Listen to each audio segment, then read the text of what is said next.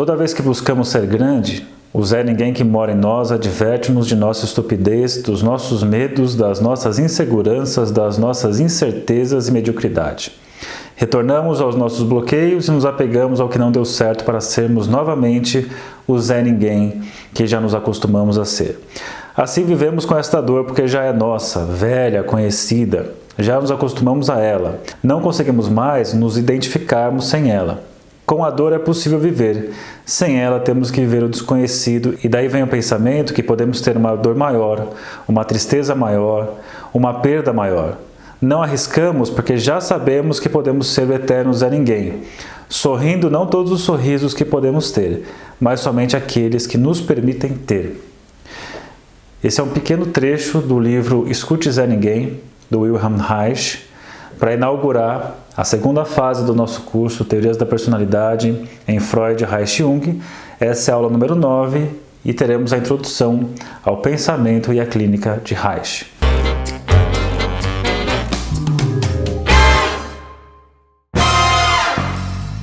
Então vamos lá, seguindo no livro Teorias da Personalidade em Freud, Reich e Jung.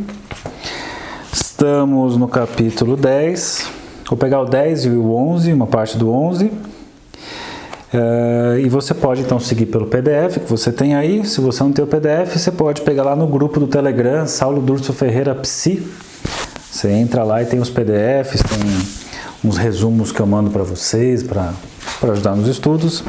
Mas se não quiser o PDF, é só seguir, porque a aula normalmente eu leio aqui os trechos e fica claro, tá? Então, nesse capítulo 10, chama Reich, um homem e uma obra. Então, começa fazendo aqui uma localização histórica, um pouco onde ele nasceu, um pouco da história dele. E eu acho muito curioso que eu tenho a seguinte ideia, né, que não é minha, né, eu já escutei isso de outras pessoas, mas eu carrego a ideia de que a teoria é a confissão pessoal do autor. Então, tudo que a pessoa escreve como teoria, como abordagem, ou teoria filosófica, teoria psicanalítica, teoria psicológica, tem alguma coisa a ver com o seu sintoma pessoal. Aí eu digo assim que a teoria é a confissão do autor, né? Então, em Freud, a teoria da sexualidade, você encontra a neurose dele ali, o Winnicott, você encontra o sintoma dele na teoria dele, o Jung você encontra na teoria dele, por aí vai. E o Reich, obviamente, não vai ser diferente. E ele é um cara, vocês vão ver aqui ao longo desse curso, que ele fala muito da questão da sexualidade, mas não só pela via metafórica, né? Fala muito da questão da descarga orgástica, dessa importância, que a sublimação não dá conta de toda a descarga libidinal. Então ele é um cara que vai ter um foco muito grande nesse aspecto. E é curioso quando você pega a história dele, que coloca assim, ó, a vida familiar é atribulada, pois sua mãe não se realiza no casamento e acaba dando um fim trágico à sua vida. Reza a lenda aí que ela teve um caso com o padrinho do Reich, que o Reich viu, contou para o pai, causou aquele mal-estar ali na família e que a mãe não suportou a situação e acabou se matando. E veja a sequência, ó. O pai, ressentido e melancólico, morre quando o Reich tinha 17 anos. Então o pai vai na sequência. Então acho que dá até pensar um pouco, talvez, por que ele ficaria tanto nessa esfera na sua teoria clínica. Enfim, além disso, ele traz uma outra coisa, né, que o Reich ele vai para a guerra, ele se torna tenente e que ele acaba perdendo tudo nos tempos da guerra, Primeira Guerra Mundial, e que depois, ao retorno desse momento no exército, ele vai então entrar na faculdade de medicina e no seminário de sexologia, em 1919, ele vai conhecer a obra do Freud e começa a se aproximar de Freud. Então, lembrando aqui, é o Freud, em 1919, é o Freud mais além do princípio do prazer, tá ali pensando na ideia da pulsão de morte, então bem interessante isso. No livro, ele faz uma divisão importante, 3 momentos da psicanálise, 3 grandes momentos, que é assim, de 1919 a 26, é um momento psicanalítico mesmo, o Reich muito próximo de Freud, o Reich ele muitas vezes sendo o braço direito do Freud em alguns momentos. Alguns casos super complexos da clínica são pacientes que o Reich acaba trabalhando com eles, conseguindo bons resultados. Você pega, por exemplo, os pacientes masoquistas, que dentro da ideia do princípio do prazer era meio que uma grande interrogação para a psicanálise. O Reich tem uma forma de pensar e de atender esses pacientes que vai ser diferente do que o Freud vai propor depois de um tempo, quando o Freud propõe para compreender a ideia de masoquismo, a noção de pulsão de morte, que o Reich vai ser contrário, vai pensar numa outra coisa e não em pulsão de morte, mas esse é assunto lá para frente, para outras aulas. Mas o que importa é isso, nesse momento aqui, ele está então se aproximando da psicanálise, no braço direito ali do Freud em vários momentos. Vou pegar uns trechos aqui do livro que são bem legais de se comentar. Em 1927 a 35, ele tem uma certa crítica à psicanálise ortodoxa, ele começa a se aproximar das ideias marxistas, se afilia ao Partido Comunista.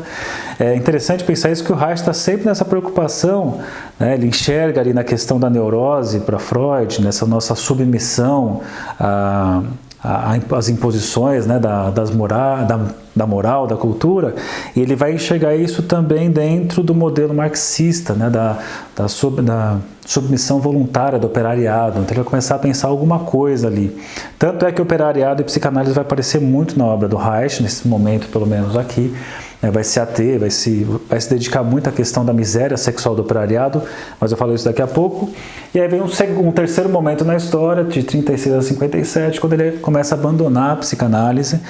Na verdade, assim, ele está lá envolvido com a psicanálise e marxismo, desagradando psicanalistas ortodoxos, desagradando o Partido Comunista, porque vê um cara assim, que ele começa a montar suas clínicas, isso tem uma procura muito grande, é um cara que movimenta muitas massas e ficam preocupados com ele. Não é bom visto nem de um lado nem do outro, e acaba meio que sendo retirado desses dois lugares, e é o momento que ele vai encontrar refúgio nos Estados Unidos, e vai lá então dar continuidade ao seu trabalho, cada vez mais se afastando da ideia da psicanálise, se aproximando mais de uma coisa chamada de orgonoterapia, que vai ser o assunto aqui, ó, se você pegar, capítulo 11, até chama assim, ó, da psicanálise à orgonoterapia, justamente para falar desse avanço que ele faz, do caminho que ele vai.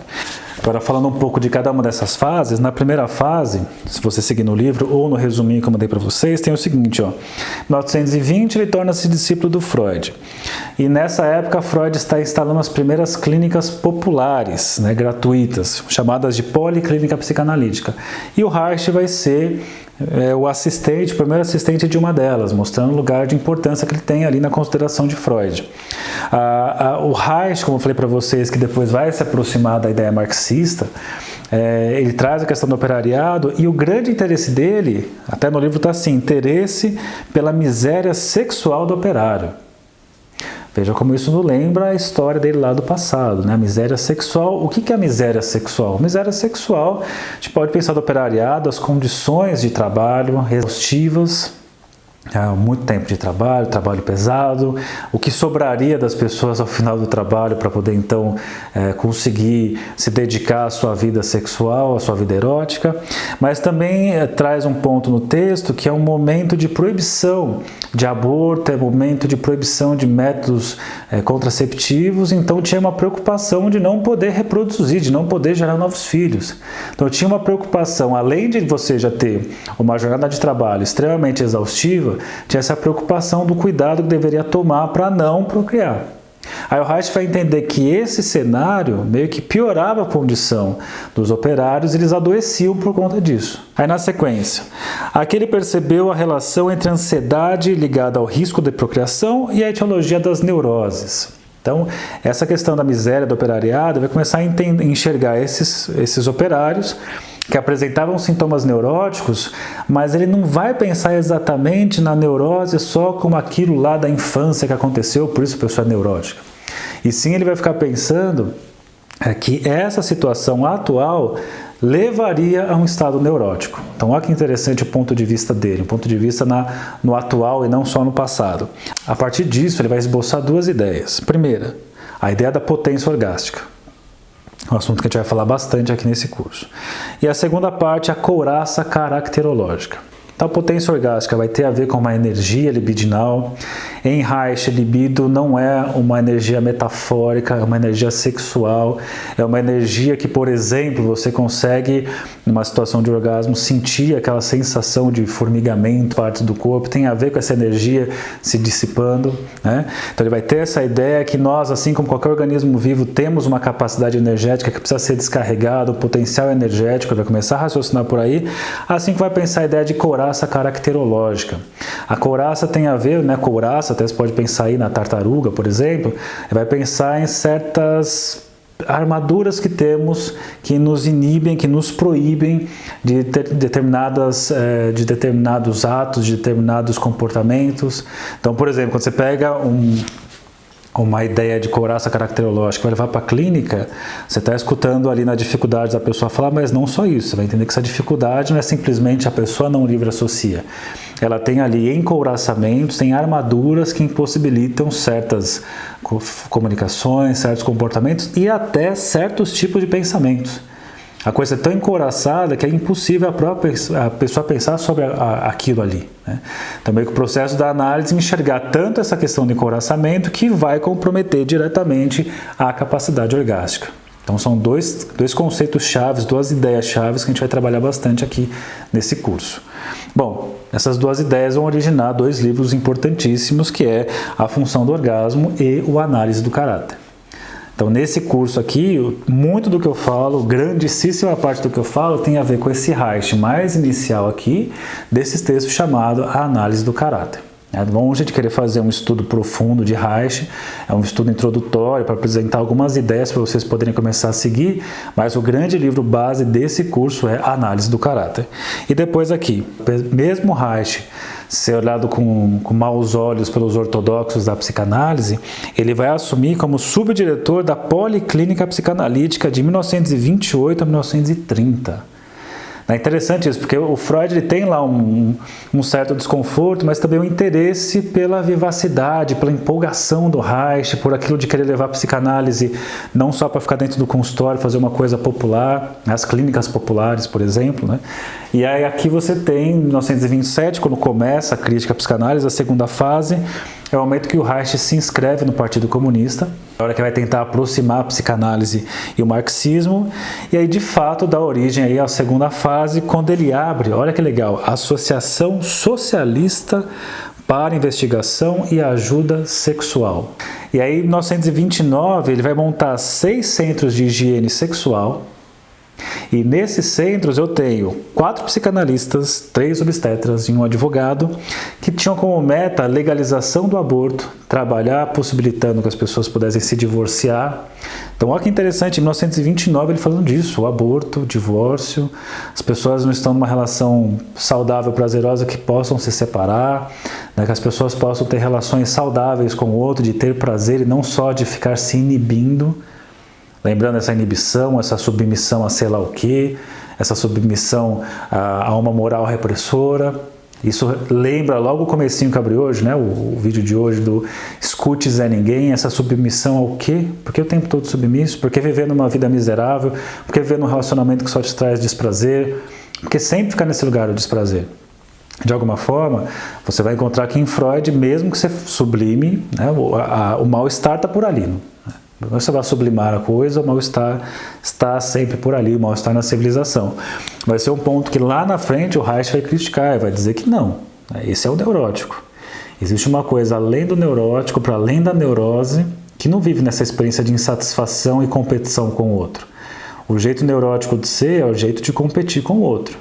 Mas tem um mais além disso. Essa pessoa que não precisa entrar nessa forma de julgo, né? Mas eu vou deixar para falar mais para frente também. Bom, então ele forma aqui em 1931 da Associação para uma Política Sexual Proletária, a Sexpol. O sucesso do empreendimento é espantoso, arregimentando 20 mil membros em um ano por toda a Alemanha. Imagina, o que vão pensar, o que esse cara está fazendo aí que atrai tanta gente? Aí olha só esse parágrafo, é preciso passar por ele. A amplitude do movimento assusta os dirigentes do Partido Comunista que começam a exercer pressão contra suas atividades. Reich funda, para neutralizar essa oposição, uma editora própria. Então, no entanto, a difusão de seus textos começa a ser proibida pelo partido. Em 1933 é expulso e perseguido pelos nazistas, que assumem o poder, inicia um longo exílio pela Europa, sendo rejeitado pelos psicanalistas vienenses por descaracterizar a psicanálise. Utilizando para fins comunistas, em 1934 é expulso da Associação Psicanalítica Internacional, é obrigado a abandonar os diversos países em que se exila, acusado pela direita de revolucionário e pela esquerda de agitador. Os dois lados rejeitam Reich, continua publicando os textos, alguns com pseudônimos, e gradativamente vai abandonando as questões ligadas ao materialismo dialético, se aproximando da fisiologia e da biofísica a partir de 1935, iniciando sua terceira fase. Então temos aí essas 3 fases em Reich, interessante, né? Como um cara com um pensamento livre, revolucionário, que tem uma proposta clínica de uma mudança radical, de uma série de posições, a gente vai enxergar ao longo do curso isso, um cara que quer levar a psicanálise nessa articulação com o socialismo para as pessoas, a clínica de rua, essa clínica acessível para todos, e o quanto isso causou um incômodo tanto do Partido Comunista quanto do lado dos psicanalistas ortodoxos, né? Bom, agora continuando aqui, nós chegamos no capítulo 11, em que vai dizer sobre Freud e Reich, da psicanálise e a organoterapia, e traz alguma coisa que é interessante para se pensar. Vai colocar assim, que em 1915 o Freud faz uma distinção das neuroses, colocando que existem as psiconeuroses e as neuroses atuais. Psiconeuroses são as neuroses de causação infantil, aquela neurose lá, psíquica da infância, complexo de Édipo, pontos de fixação no desenvolvimento libidinal e tudo isso. E quando você fala de neurose atual, tem a ver com neuroses decorrentes de uma insatisfação somática atual, uma insatisfação sexual, decorrente de uma moral repressora atual. Então, essas impossibilidades atuais levariam a pessoa a ter sintomas neuróticos. Freud ele faz até uma articulação entre essas duas coisas. Vai mostrar que, mesmo quando eu falo de um sintoma somático atual, de uma neurose atual, ele coloca na sequência. Um fator atual leva a uma frustração do desejo. Esse desejo, então, impede que a libido se ligue a um objeto e aconteça a descarga. Como não tem essa ligação, essa libido fica retida. Nós usamos o termo aqui, ó, estase, ela fica estática, parada ali. Então, essa energia parada, ela vai levar a um sintoma neurótico atual. Esse sintoma neurótico atual, ele equivale ao núcleo neurótico atual.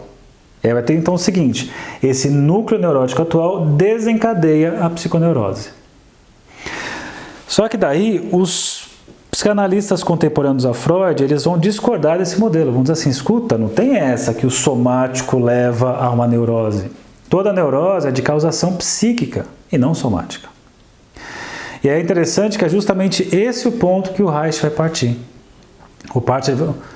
Ele vai partir justamente de pensar a questão da neurose partindo da questão somática e não só da questão psíquica. Ou seja, aquilo que o Freud começou a dar os primeiros passos e deixou por ali, o Reich vai retomar e vai levar isso a níveis mais profundos. Então, pensando nesse sentido, o Reich faz a seguinte pergunta. Tá, então de onde que a psiconeurose retira a sua energia para os sintomas?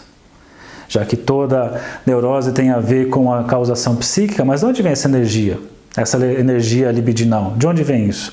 Aí, para explicar isso, ele responde: a intensidade de uma ideia psíquica depende do grau de excitação somática a que se acha conectada.